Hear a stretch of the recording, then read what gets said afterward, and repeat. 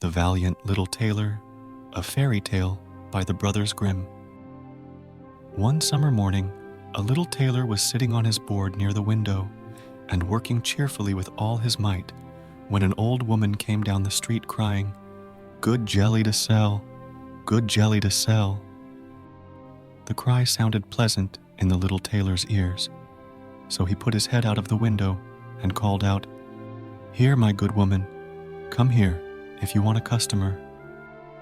So the poor woman climbed the steps with her heavy basket and was obliged to unpack and display all her pots to the tailor.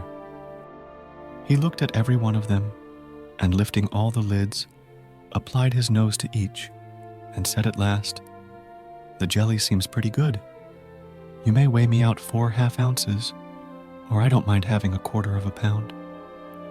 The woman, who had expected to find a good customer, gave him what he asked for, but went off angry and grumbling. "This jelly is the very thing for me," cried the little tailor. "It will give me strength and cunning." And he took down the bread from the cupboard, cut a whole round of the loaf, and spread the jelly on it, laid it near him, and went on stitching more gallantly than ever. All the while, the scent of the sweet jelly was spreading throughout the room, where there were quantities of flies, who were attracted by it and flew to partake. "Now then, who asked you to come?" said the tailor, and drove the unbidden guests away. But the flies, not understanding his language, were not to be got rid of like that, and returned in larger numbers than before. Then the tailor, not being able to stand it any longer, took from his chimney corner a ragged cloth, and saying, "Now, I'll let you have it," beat it among them unmercifully. When he ceased and counted the slain, he found 7 lying dead before him. "This is indeed somewhat," he said, wondering at his own gallantry. "The whole town shall know this." So he hastened to cut out a belt, and he stitched it circumflex and put on it in large capitals, 7 at one blow. "The town, did I say?" said the little tailor. "The whole world shall know it." And his heart quivered with joy, like a lamb's tail. The tailor fastened the belt round him and began to think of going out into the world, for his workshop seemed too small for his worship. So he looked about in all the house for something that it would be useful to take with him, but he found nothing but an old cheese, which he put in his pocket. Outside the door, he noticed that a bird had got caught in the bushes, so he took that and put it in his pocket with the cheese. Then he set out gallantly on his way, and as he was light and active, he felt no fatigue. The way led over a mountain, and when he reached the topmost peak, he saw a terrible giant sitting there and looking about him at his ease. The tailor went bravely up to him, called out to him, and said, "Comrade, good day. There you sit looking over the wide world. I am on the way thither to seek my fortune. Have you a fancy to go with me?" The giant looked at the tailor contemptuously and said, "You little rascal, you miserable fellow." "That may be," answered the little tailor, and undoing his coat, he showed the giant his belt. "You can read there whether I am a man or not." The giant read, 7 at one blow, and thinking it meant men that the tailor had killed, felt at once more respect for the little fellow. But as he wanted to prove him, he took up a stone and squeezed it so hard that water came out of it. "Now you can do that," said the giant. "That is, if you have the strength for it." "That's not much," said the little tailor. "I call that play." And he put his hand in his pocket and took out the cheese and squeezed it, so that the whey ran out of it. "Well," said he, "what do you think of that?" The giant did not know what to say to it, for he could not have believed it of the little man. Then the giant took up a stone and threw it so high that it was nearly out of sight. "Now, little fellow, suppose you do that." "Well thrown," said the tailor, "but the stone fell back to earth again. I will throw you one that will never come back." So he felt in his pocket, took out the bird, and threw it into the air. And the bird, when it found itself at liberty, took wing, flew off, and returned no more. "What do you think of that, comrade?" asked the tailor. "There is no doubt that you can throw," said the giant, "but we will see if you can carry." He led the little tailor to a mighty oak tree, which had been felled, and was lying on the ground, and said, "Now, if you are strong enough, help me to carry this tree out of the wood." "Willingly," answered the little man. "You take the trunk on your shoulders. I will take the branches with all their foliage. That is much the most difficult." So the giant took the trunk on his shoulders, and the tailor seated himself on a branch, and the giant, who could not see what he was doing, had the whole tree to carry, and the little man on it as well. And the little man was very cheerful and merry, and whistled the tune. There were 3 tailors riding by, as if carrying the tree was mere child's play. The giant, when he had struggled on under his heavy load a part of the way, was tired out, and cried, "Look here, I must let go the tree." The tailor jumped off quickly, and taking hold of the tree with both arms, as if he were carrying it, said to the giant, "You see, you can't carry the tree, though you are such a big fellow." They went on together a little farther, and presently they came to a cherry tree, and the giant took hold of the topmost branches, where the ripest fruit hung, and pulling them downwards, gave them to the tailor to hold, bidding him eat. But the little tailor was much too weak to hold the tree, and as the giant let go, the tree sprang back, and the tailor was caught up into the air. And when he dropped down again without any damage, the giant said to him, "How is this? Haven't you strength enough to hold such a weak sprig as that?" "It is not strength that is lacking," answered the little tailor. "How should it to one who has slain 7 at one blow? I just jumped over the tree because the hunters are shooting down there in the bushes. You jump it too, if you can." The giant made the attempt, and not being able to vault the tree, he remained hanging in the branches, so that once more the little tailor got the better of him. Then said the giant, "As you are such a gallant fellow, suppose you come with me to our den and stay the night." The tailor was quite willing, and he followed him. When they reached the den, there sat some other giants by the fire, and each had a roasted sheep in his hand, and was eating it. The little tailor looked round and thought, "There is more elbow room here than in my workshop." And the giant showed him a bed, and told him he had better lie down upon it and go to sleep. The bed was, however, too big for the tailor, so he did not stay in it, but crept into a corner to sleep. As soon as it was midnight, the giant got up, took a great staff of iron, and beat the bed through with one stroke, and supposed he had made an end of that grasshopper of a tailor. Very early in the morning, the giants went into the wood, and forgot all about the little tailor, and when they saw him coming after them, alive and merry, they were terribly frightened, and, thinking he was going to kill them, they ran away in all haste. So the little tailor marched on, always following his nose. And after he had gone a great way, he entered the courtyard belonging to a king's palace, and there he felt so overpowered with fatigue that he lay down and fell asleep. In the meanwhile came various people, who looked at him very curiously, and read on his belt, "7 at one blow." "Oh," said they, "why should this great lord come here in time of peace? What a mighty champion he must be."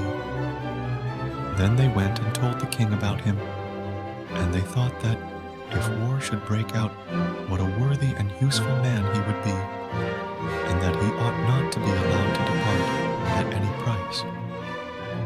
The king then summoned his council and sent one of his courtiers to the little tailor to beg him, so soon as he should wake up, to consent to serve in the king's army. So the messenger stood and waited at the sleeper's side until his limbs began to stretch and his eyes to open, and then he carried his answer out. And the answer was, "That was the reason for which I came," said the little tailor.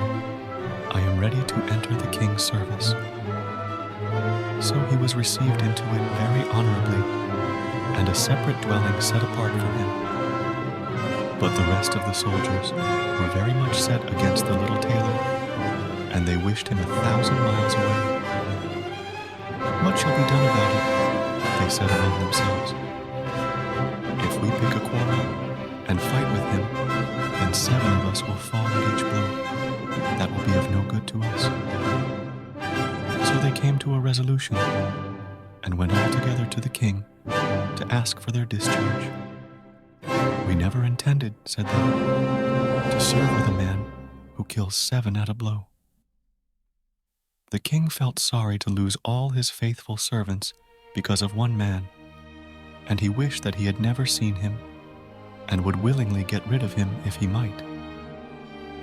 But he did not dare to dismiss the little tailor for fear he should kill all the king's people and place himself upon the throne. He thought a long while about it, and at last made up his mind what to do. He sent for the little tailor and told him that, as he was so great a warrior, he had a proposal to make to him.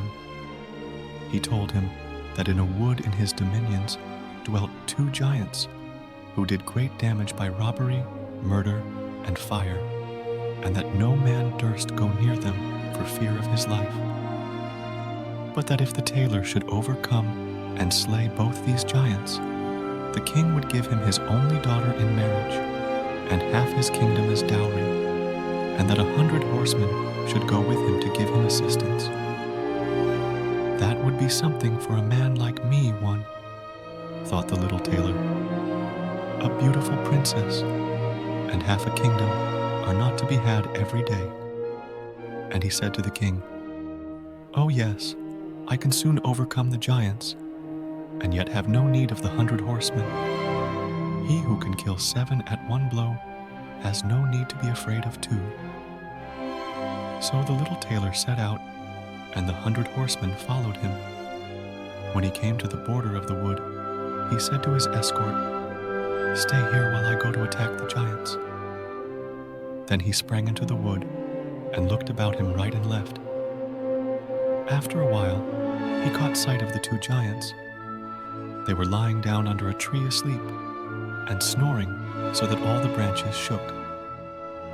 The little tailor, all alive, filled both his pockets with stones and climbed up into the tree and made his way to an overhanging bough so that he could seat himself just above the sleepers. And from there, he let one stone after another fall on the chest of one of the giants. For a long time, the giant was quite unaware of this, but at last he waked up and pushed his comrade and said, "What are you hitting me for?" "You are dreaming," said the other. "I am not touching you."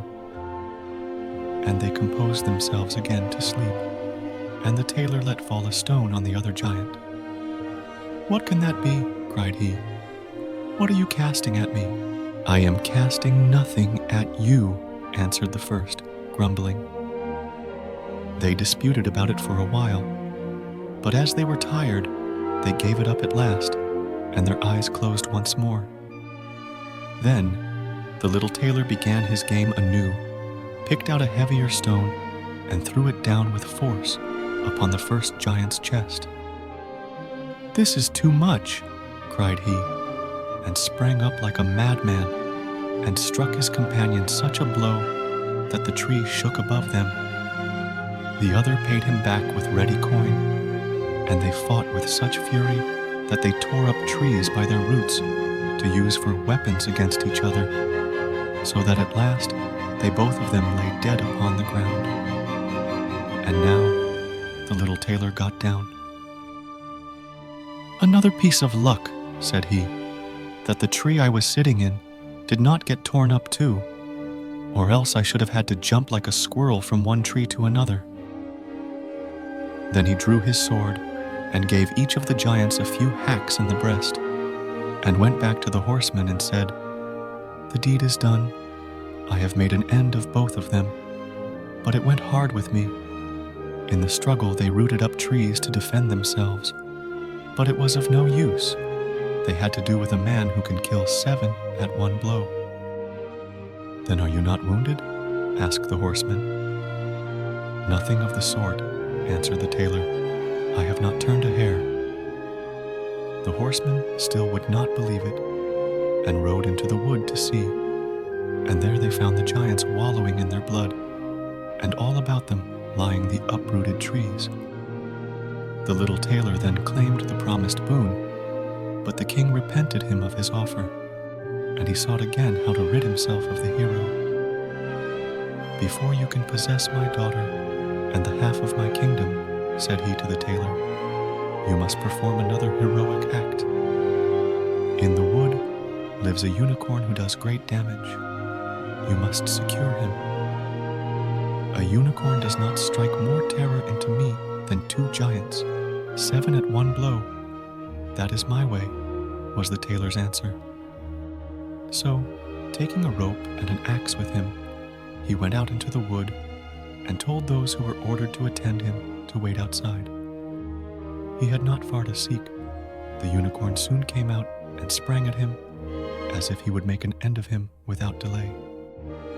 "Softly, softly," said he, "most haste, worst speed," and remained standing until the animal came quite near. Then he slipped quietly behind a tree. The unicorn ran with all his might against the tree, and stuck his horn so deep into the trunk that he could not get it out again, and so was taken.